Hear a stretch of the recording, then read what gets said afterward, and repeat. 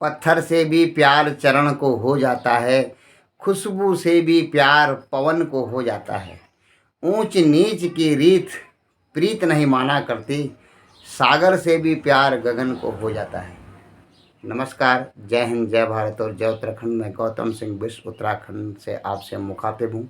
तो एक दिन की बात है, धर्मपत्नी जी गौशाले में जब कंडे थाप रही थी, उन्होंने तो गाय का गोबर इस प्रकार से लिया, सीधा दीवार पे मार दिया और वो दीवार पे चिपक गया।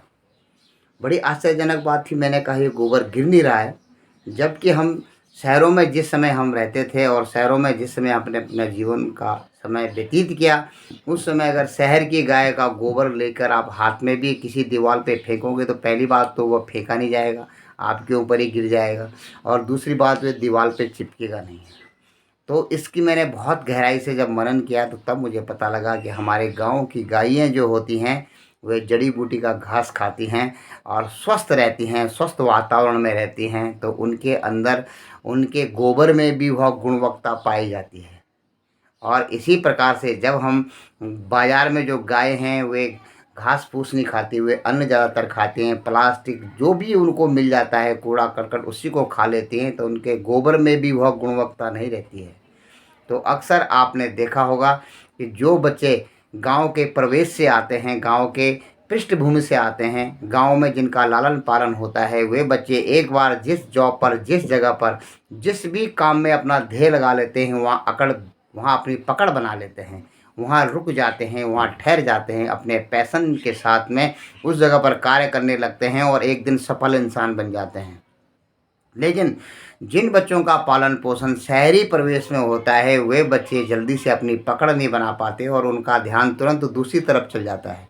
वे अल्टरनेट रखते हैं, अगर मैं मुझे यहाँ सफल नहीं हुआ तो मैं उस जगह पर जा कर के कोशिश करूँगा, और इस प्रकार से वे कहीं भी एक निष्ठ होकर के अपनी पकड़ नहीं बना पाते।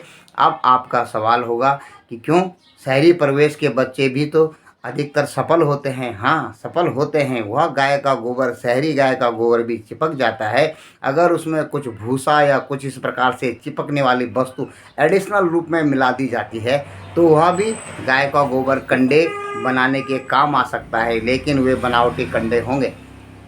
क्यों कि आपके शहरी परिवेश में जो बच्चे पढ़े हैं, जब वो किसी जगह पर नहीं लगते तो उनके माँ बाप रिश्वत के रूप में बहुत सारा पैसा दे सकते हैं, या उनको सफल करने के लिए बड़े बड़े कोर्स संस्थानों में उनको भेजते हैं, जहाँ पे वो कोर्स करते हैं। उनके जीवन में कुछ ना कुछ एडिशनल मिला दिया जाता है, जिससे कि उनकी गुणवत्ता चिपकने लायक बन जाती है। वे किसी एक जगह पर ठहर सकते हैं। अपनी गुणवत्ता को, उनकी गुणवत्ता को बढ़ाने के लिए या तो रिश्वत दी जाएगी, या तो उन्हें किसी अलग परिवेश में रखा जाएगा, अलग माहौल में रखा जाएगा, अलग प्रशिक्षण से उनको गुजारा जाएगा।